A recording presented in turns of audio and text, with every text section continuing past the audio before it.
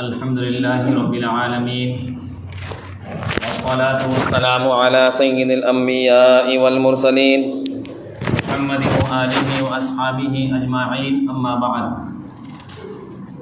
فاعوذ باللہ من الشیطان الرجیم، بسم اللہ الرحمن الرحیم۔ واعتصموا بحبل اللہ جمیعا ولا تفرقوا، صدق اللہ العظیم۔ مٹا دے اپنی ہستی کو اگر کچھ مرتبہ چاہے، مٹا دے اپنی ہستی کو اگر کچھ مرتبہ چاہے، کہ دانہ خاک میں مل کر گل گلزار ہوتا ہے۔ بزرگان محترم اور حاضرین مجلس اور عزیز دوستو، آپ حضرات لگاتار اسلام میں جو غلط فہمیاں پھیلائی جاتی ہیں یا اسلام کو جو بدنام کیا جاتا ہے یا اسلام کے بارے میں غلط چیزیں پیش کی جاتی ہیں، ان سے متعلق آپ حضرات سماعت فرما رہے ہیں۔ میں نے آپ حضرات کے سامنے طلاق سے متعلق بات کی، حلالے سے متعلق بات کی، اور اسی طرح سے وراثت کے متعلق بات کی۔ آج آپ کے سامنے میں خلا سے متعلق بات بتلاؤں گا، کیونکہ خلا کو سمجھنا بھی بہت ضروری ہے، اور جو اسلام میں عورتوں سے لے کر غلط فہمیاں پھیلائی جاتی ہیں یا عورتوں کو ورگلایا جاتا ہے، اس کے بارے میں بتلاؤں گا۔ سب سے پہلے تو مجھے یہ بتلانا ہے کہ لاء کمیشن آف انڈیا نے جو آپ حضرات سے رائے مانگی تھی UCC کے بارے میں، آپ حضرات اس پر کیا کام کر رہے ہیں؟ آپ نے اپنی رائے بھیجی یا نہیں بھیجی؟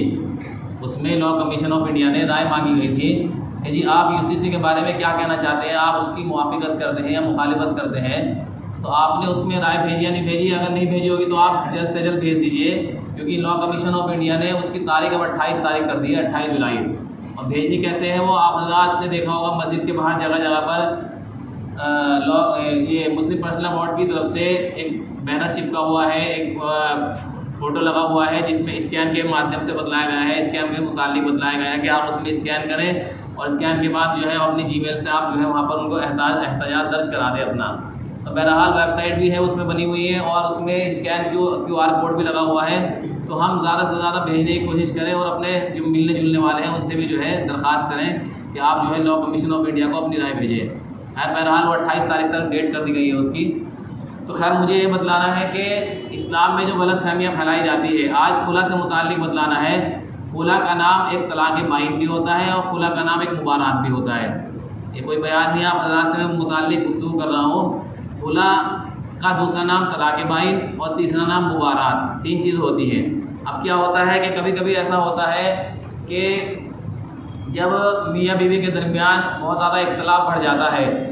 یا بیوی اتنی زیادہ پریشان ہو جاتی ہے اپنے شوہر سے، مثال کے طور پہ شوہر اپنی بیوی کو بہت زیادہ مارتا پیٹتا ہے، بہت زیادہ ظلم و زیادتی کرتا ہے، اور بہت زیادہ جو ہے اس کے ساتھ گھناؤنا برتاؤ کرتا ہے، اس کے حقوق ادا نہیں کرتا ہے، نہ نان و نفقہ اس کا صحیح سے ادا کرتا ہے، نہ حق زوجیت ادا کرتا ہے۔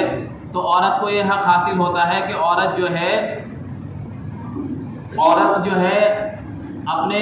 دارالقضا میں جا کر، جو اسلامی عدالت ہے اس میں جا کر درخواست دائر کر سکتی ہے۔ یہ کہہ سکتی ہے کہ جی مجھے خلا چاہیے آپ سے۔ دھڑا دھڑ شوہر یہ نہ کرے کہ جی دھڑا دھڑ اگر کوئی معاملہ ایسا ہوا دھڑا دھڑ طلاق دے دے، 3 طلاق دی، چھٹی ہو گئی، کیونکہ یہ تو اسلام میں بھی برا ہے، جیسا کہ پہلے ہی بتلایا گیا تھا۔ اب عورت جو ہے خلا کی درخواست کر سکتی ہے۔ اب قاضی حضرات جو ہے اس کو بلائیں گے، قاضی حضرات اس سے وجہ معلوم کریں گے، سمجھائیں گے، اسے کہیں گے بھائی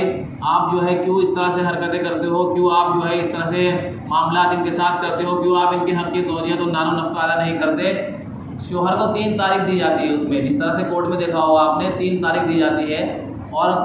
جج جو ہے بلاتا ہے، اس کو سمجھاتا ہے، وقت بھی دیتا ہے اس کا سدھرنے کا۔ اسی طرح سے اسلامی عدالت میں بھی ایسا ہوتا ہے کہ جب شوہر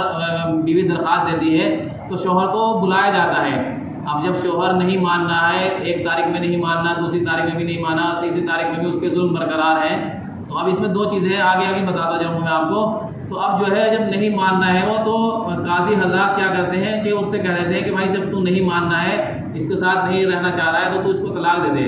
اور لڑکی کہتی ہے کہ عورت کہتی ہے کہ جی میں خلا لے لیتی ہوں اس سے، اور میں مہر معاف کر دیتی ہوں، اس کے بدلے میں یہ مجھے خلا دے دے۔ اب خلا جیسے دے دیا، 1 طلاق بائن دے دی، 1 طلاق بائن دینے کے بعد اس کا نکاح ختم ہو گیا،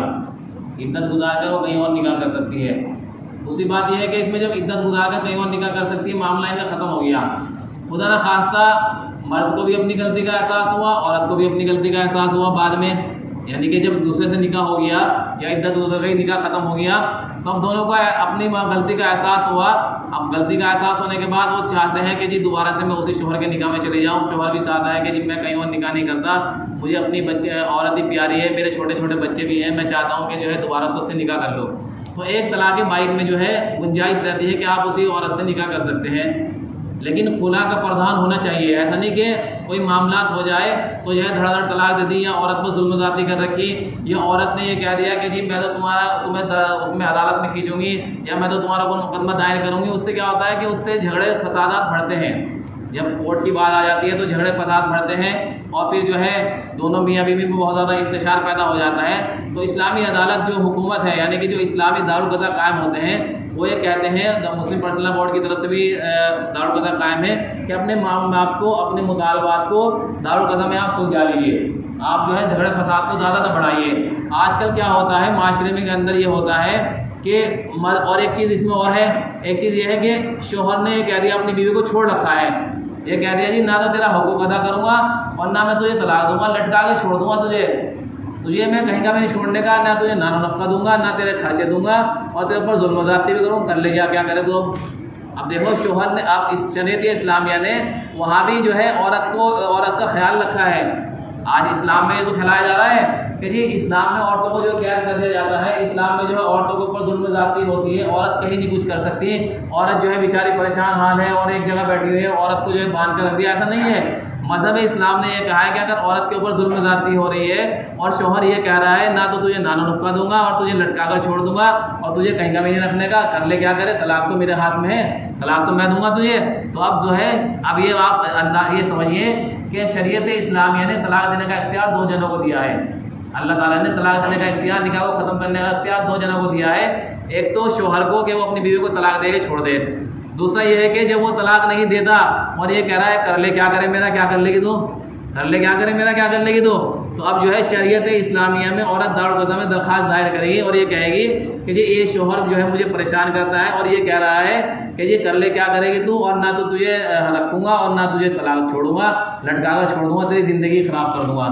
اب قاضی حضرات جو ہے گواہوں کی موجودگی میں اس کو بلائیں گے، ہاں بھائی معاملہ ٹھیک ہے، ایسا نہیں کہ جھوٹا کسی نے کیس کر دیا اور جو ہے معاملے کو حل کر دیا، جھوٹا کسی نے عورت نے جا کے کہہ دیا کہ یہ بچہ لگتا ہی نہیں مجھے، گواہوں کی موجودگی میں اور تمام حالات کا جائزہ لے کر ایک دوسرے سے معلوم کر کے اس کے گھر والوں کو بلایا جائے گا، پھر اس کے بعد جب واقعی معاملہ صحیح نکلے گا اور ثابت ہو جائے گا کہ ہاں واقعی یہ ظلم و زیادتی کرتا ہے، تو پھر جو ہے قاضی جو ہے حضرات نکاح کو فسخ کرے گا، قاضی حضرات نکاح کو ختم کر دیں گے اس کے، اور عورت جو ہے عدت گزار کر کہیں اور اپنی زندگی گزار سکتی ہے۔ دوسری بات یہ ہے کہ اس میں کیا ہوتا ہے، کبھی کبھی ایسا ہوتا ہے اس میں کہ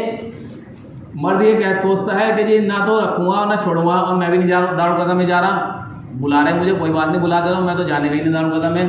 تو اب قاضی کو پورا اختیار ہے، جس طرح سے عدالت میں جج کو پورا اختیار ہوتا ہے کہ اس کے نکاح کو ختم کر دے، ایسے ہی قاضی حضرات کو نکاح ختم کرنے کا اختیار ہوتا ہے کہ قاضی حضرات جو ہے نکاح کو ختم کر دیں۔ اب جو ہے عورت اپنی زندگی گزار کر کہیں اور نکاح کر سکتی ہے۔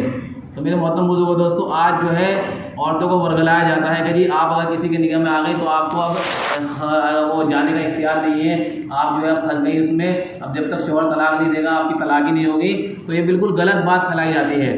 اور یہ خاص کر وہ لوگ پھیلاتے ہیں جو فرقہ پرست طاقتیں ہیں، جو آج مسلمانوں کو طرح سے پریشان کر رہی ہیں اور مسلمان کے مذہب کو بدنام کر رہی ہیں، مسلمانوں کو بدنام کر رہی ہیں۔ دیکھیے جگہ ایسا ہوتا ہے کہ مسلمان ٹھیک ہوتا ہے لیکن اس کا نام لا کر اس کے نام کو خراب کیا جاتا ہے، مذہب اسلام کو بدنام کیا جاتا ہے۔ اور مذہب اسلام اتنا پیارا اور سچا مذہب ہے، ہر جگہ سے اس نے ہر ایک کا خیال کیا ہے، مردوں کا بھی خیال کیا ہے، عورتوں کا بھی خیال کیا ہے، کسی کے اوپر ظلم و زیادتی ہو رہی ہے اس کا بھی خیال کیا ہے، سب چیزوں کا خیال کیا ہے مذہب اسلام نے۔ لیکن مذہب اسلام کو ہم سمجھ نہیں پاتے، مذہب اسلام کی چیزوں کو ہم بتلا نہیں پاتے، مذہب اسلام کی چیزوں کو ہم فالو نہیں کر پاتے اور مذہب اسلام کی چیزوں کو سن نہیں پاتے، جس کی وجہ سے ہمارے اندر مذہب اسلام کی وہ برائیوں کو لے کر ہمارے اوپر آبجیکشن رہتے ہیں، ہمارے اندر اعتراض رہتے ہیں۔ ہم سوچتے ہیں کہ واقعی ایسا ہو رہا ہے، بھائی مذہب اسلام میں عورت کو بدنام کیا جا رہا ہے، عورت کو جو ہے باندھ دیا، ایسا نہیں ہے، عورت جو ہے دارالقضا میں جا کر اپنے معاملات کو حل کرا سکتی ہے۔ لیکن میرے محترم بزرگوں دوستوں، سفر کیا ہے کہ ہم اس چیزوں کو سمجھ نہیں پاتے۔ آج مذہب اسلام اتنا پیارا اور اچھا مذہب ہے، اس نے تو غیروں کے حقوق کو بھی بیان کیا ہے،